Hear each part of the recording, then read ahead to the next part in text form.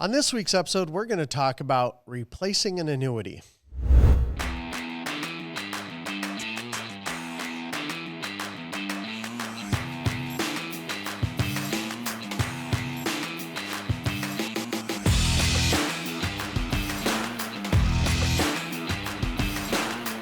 Hey everyone, welcome to this week's show. I'm Chad Owen, this is Caleb North, and I'm just going to leave it at that. Hey. But as you know, we are going to be talking about replacing an annuity, and I don't know why, but this is going to be the third week in a row we are going to be talking about something that can be incredibly happy, but it can also raise my blood pressure because there are some replacements out there that are driving me nuts, and I wish I could towel whip those people that replace those annuities. So, I mean, I can't kill them. Of course, I don't know, man.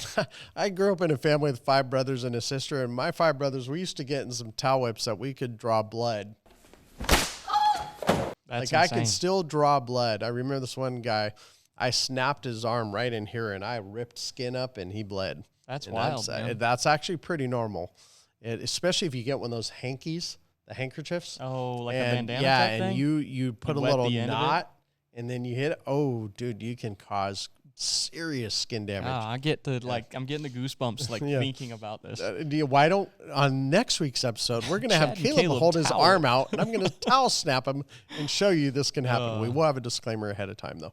Yeah, no Okay. Caleb was actually harmed in the making of this episode. No, Caleb will be harmed in the making of this episode. There's not that disclaimer at all. Oh, I think I can handle Okay, your towel so whips. let's go. Might as well All right. just pull the Band-Aid, rip the hair off, because Yeah. let's talk about replacing an annuity. Well, I think one of the things that's important to bear in mind is that this is one of the most case-by-case things in annuity 100%. sales. What I mean by that is there could be certain situations where from a replaceability standpoint, it's really on that line of replaceable or not, and you might want to push for it hard depending on what that client's situation is and what they're trying to accomplish. And then on the flip side, there might be situations that could easily be replaced that it just doesn't make sense to do it. And so that's why I say it's one of the most case-by-case things, but I want to give you guys a few things to consider when you're doing a replacement. The first one is, did you sell the original policy? That's a big deal. Because churning your own policies... To you two guys in New Braunfels, that targets people who have had annuities that you sold, and then you try and replace them even though they had income riders on them, and you disregard that because you're doing a 10% bonus that will outweigh the surrender value, but they get rid of the income account value. So to you guys in New Braunfels, I know who you are, and I am watching you closely. But anyway, Let's hope they're listeners. I hope and they they're hear that, listeners, and they because I'm change- telling they you, change I their will turn something ways. like that in, and I have documentation on all of them. I have letters they've sent out, and I'm just building a nice little file. Don't let it happen again. Yes, well, I'll try to be less careless. I'm watching you, Wazowski. Always watching. Anyway, I hate when people Beware. mess over clients and when they misrepresent our industry. Yeah. I hate that. I don't think, replacing an annuity in the right situation is phenomenal. I've helped a lot of clients get out of really bad situations. But when you sell an annuity with an income rider and then you try and churn it, or another word they use is twisting. I'm trying to remember the exact one. Yeah. But, it's like you're just trying to get the commission and you're dropping off that income value, and it just... Or even not an income product, but just a straight fixed index annuity or a MIGA or anything like But that. see, where those are a there's little surrender. clearer to do, though. I mean, if you have X number of dollars for surrender and you look at the different indices and what the option is, what the fixed rates are, that's a little clearer. It is. But- It's easier to determine if something is replaceable, Correct. but I don't necessarily know that it makes it more. Unless you were going from and where I was actually going to get into this in a minute, changing the type of product based on the purpose of the money. Yeah, you know what I mean? An interesting statement, because you said if you have written the annuity, don't replace it. I can tell you, in almost 19 years, in all fairness, let's just say 16 years, because I didn't really get into the annuity business till the 3rd year I was in the industry. And I have replaced one of my annuities. Ever. Yeah. And it's because the company said it was going to perform in a particular way. They did some changes that I didn't agree with, didn't know about. And so the client on the 6th year said, is there something better? And I said, yes, there is. And it was I humbled myself greatly. And I said, I apologize. This product did not perform how they said it was going to. They made changes after we already got into it. And I just said, I apologize. My mistake. I mean, I would have never predicted this. Sure. You But ate humble pie out on of it. thousands of clients I have, that's one that I've done that. Well, and that's why I think in this particular, what I'm talking about here, you selling the original policy, it's less a statement about the replacement. I'm not saying it like you should hear this less as me saying don't replace your own policies and more me saying make sure the first policy you sell is the right thing for the client. That's really what it is. You mean do your job in the first place? Right. That's a good one. And that goes deeper than just, hey, Mr. Marketing Organization, Mrs. Marketing Organization, what's the best product for this client? Even though that's a big piece of my job and what I do, I want to make sure that the agents I'm working with as well know why we're recommending that particular thing as the best fit, not just blindly selling something and that I'll was tell recommended. you, that's why I told you this. You're in the top 3 marketers I've ever met in my life because you do that research. When love it. somebody has a case, I just haven't seen that. You don't just open up, I was going to say Rolodex. Yeah, that's old school, man. You don't open up your contact list or, you know exactly who to call, what to do, but you know what products is going to be best for the situation. And often you don't even have to research it because you already know it. I've spent a lot of hours studying different products out there, and it's a blast. I really enjoy it. Another thing you got to consider is how long the policy's been in force. Minimum, like most carriers won't replace an annuity that hasn't been in force for at least 2 years, and some will require 3 or 4 and in some force years. You can do it within a year. It depends how bad the mess over is, especially if you have an MVA. You have an MVA. I saw some surrender charges that the policy was 6 years old and the MVA was gone. The surrender charge was gone. Yeah. And so MVA covered it. It covered it. So and go back to, even if it covered it, you still need to make sure you put them in a better situation. Correct. So. Definitely consider what the surrender charge is. Okay. Generally, the higher the surrender charge, the more challenging it is going to be to replace it. That's partially because, and we're going to get to this in a second, but one of the things insurance companies want to see is the client made whole just about immediately. So typically you're dealing with some kind of bonus product. Yeah. If you're dealing with a bonus product, the higher the surrender charge, the higher the bonus has to be to replace it. Well, the higher you get in your bonus, the fewer the products that are available. Well, and you also have to be careful too. Allianz MaxX 5, MaxX 10 years ago, they would have the actual index itself did not do well. It was not much more than what the client put in, but the income value or the death benefit value was crazy high. I just ran into one last week or the week before. I can't remember exactly when that was, but the account value was $103,000. The income/death benefit was over $290,000. So they were allowed. So someone would sit there and say, you know what, we'll just have the money sent over, and we don't need to worry about that because you're never going to annuitize it. And here's the thing: you take any money out of annuity, no matter how it comes out, that is a surrender and a replacement if it's put into another annuity. Period. There's no way around that. But I said, I know how you do this one. This one, you can actually take that $293,000, draw it out over 10 years, and you still get that money. Right. So that's what he's doing.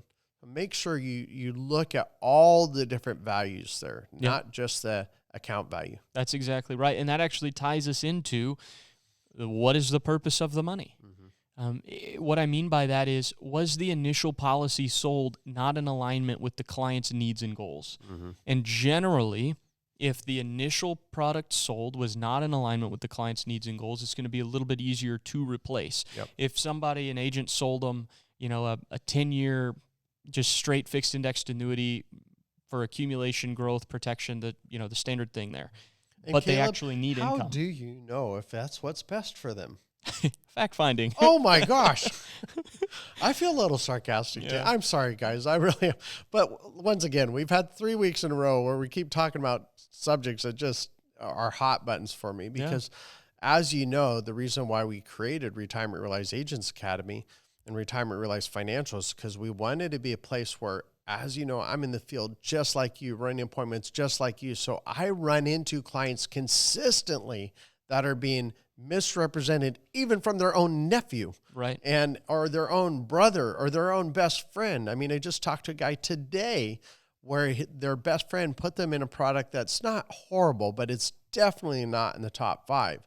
And, you know, so now he's looking at putting some other money he has away from his best friend. Yeah. And I'm like, oh boy, that could make things very awkward. Yeah. But I run into this. So if I was sitting in the back office or in a cubicle, you know, trying to train agents, I wouldn't have this passion like I do right now when I consistently see clients getting messed over because of replacements, because of misrepresentations. So, yeah. I agree.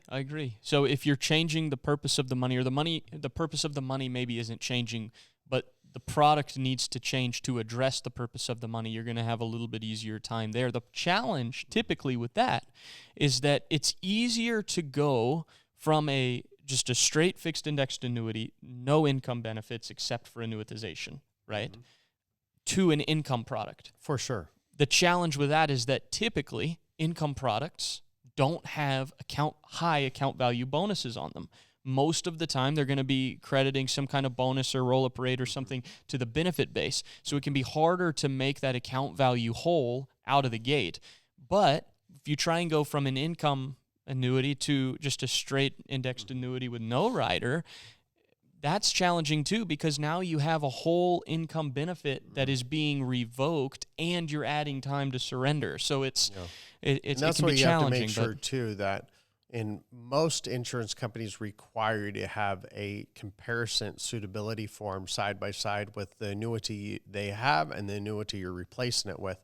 And be sure and go through all the details. You know, what are the riders? What are the income? Is there any income benefits? Does it have to be annuitized? Actually, especially with variable annuities, we actually have a document that we do for our people in the academy and agents that are with us, that exactly the questions you need to ask for a variable annuity, such as M&E fee, fund fee, rider fee. You know, does it need to be annuitized? And I can't tell you how many clients I've ran into that's had a variable annuity with an income rider, and they found out that it had to be a single lifetime payout. It could not be a joint lifetime payout. And when you call the 800 number and you speak to that representative, and that lady, which is usually the lady that has that, the wife finds out that she does not have guaranteed income for life, that will set them off. And as long as it's good, you can help them replace that. As long as it's suitable and it's more beneficial, you become the hero in that situation. Sure. Absolutely. The last one that they're going to look for most of the time is, and I've mentioned it already, but did the client get made whole pretty much immediately? In other words, in the initial policy, you have an account value and you have a surrender value. What's being moved to the new annuity is the surrender value. Right. But they're going to want something in that new annuity that brings that surrender value in the account value up to the initial policy's account value at the time of the surrender to be, quote unquote, made whole. And that's why often when you have a replacement in the first few years, it's not possible. Right. I mean, I know some, what is our highest right now? 10% in the account value is the highest right now? As far as the bonus goes, Yeah. there's some that are higher than that, but Okay. yeah. But then the index is going to be a dog. Well, and Texas is challenging too. Yeah, Or definitely so. I yeah. mean, 100 pennies in every dollar. If they're giving it to you in the Yeah. form of a bonus, they're probably not giving you great rates on index strategies. And what you have, like Texas, you have Florida, you have these states are Light the states. 10-10. Yeah, and obviously, well, that's true because other states you're going to be able to have a 15 or 16-year product in some of the Right. states. I've seen 14-year products with 20% surrender values in the first few years. Which, once again, isn't bad if that is the purpose of the money. It suits the purpose of money, and you do make sure they have plenty of emergency funds and savings and income. So, I mean, that's to me, surrender values mean nothing if it's the right fit for the client and they have enough emergency funds. Because you could look at that 20% surrender value, which of course brokers love to point out, you have a 10% surrender charge, Art. You just lost them 15%. Right. If they need that money right now, that is a surrender charge. Now, it's not technically, it's called a loss, but if they want that money right now, that's what they're going to have to pay. Well, and I can think of situations where a product with a 20% surrender charge that has a nursing home care waiver of surrender or a terminal illness waiver of surrender is actually still a better scenario than a product with a 10% surrender charge that has no waivers of surrender for those scenarios. Because if they end up in that scenario, guess what? They're free and clear in the one with a 20, but they're paying 10 on the others if they need that money. Which you always a balancing statement. You know, I like doing that. Make sure you understand that if the account value is down to zero, you know, that benefit to the writer is not available, but the liquidity of the account value, there's no surrender charge on it. So it's important to understand that. So if you have somebody in year 5 that has a 6% surrender charge and they need that money because of long-term care, that surrender charge will not happen. So it's just important to understand that and how that works. Absolutely. Like Chad already said, MVA plays a big role here. The quick way to explain MVA is it acts like a balance between the insurance company and the client. If interest rates go up, MVA goes down. If interest rates go down, MVA goes up. Essentially, it creates this teeter-totter to try to make both the client and the insurance company whole. Say that again just to be clear. Yeah. If interest rates go down, the client's MVA will go up. MVA, as it increases, it can offset the surrender charges, right? So in other words, they'd make the surrender charge start to go away. Exactly, exactly. So like imagine interest rates decrease, so the client's MVA has increased by, say, 5%. Well, if they have a 6% surrender charge, that's a net difference of 1%. The effective surrender charge at that point would be 1%. And just to be clear, because we like to, because there's people that are brand new, MVA is market value adjustment. Correct. I think we already said that, but I just want to make sure it's clear. Yeah. Market value adjustment. So it's definitely something you want to consider when you're looking at replacing annuities. And then another thing that goes a long way with insurance companies is some kind of letter of explanation, cover letter, something like that attached to the application initially. That the client signs. Exactly. Signed and dated by both you and the client. This goes to show due diligence done on the front end. It means more sending that in with the application than it would if you just submitted the application and then later the insurance company asks for more clarity.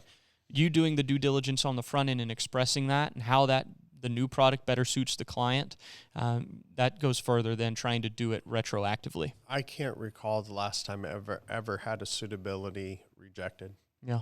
It's because I've just over the years, it's much better to just get everything accurate up front. And I have sent in the fact finder before, you know, and now it's rare, very rare. I don't even know if I've done that in the past 2 years. But if they have a question, go, hey, I got the fact finder. They're like, oh, really? Okay, send that in too. And it works perfect. It's good so, stuff. Yeah, I think that's it. It's a wrap. I appreciate your time. You guys have a great day and happy selling.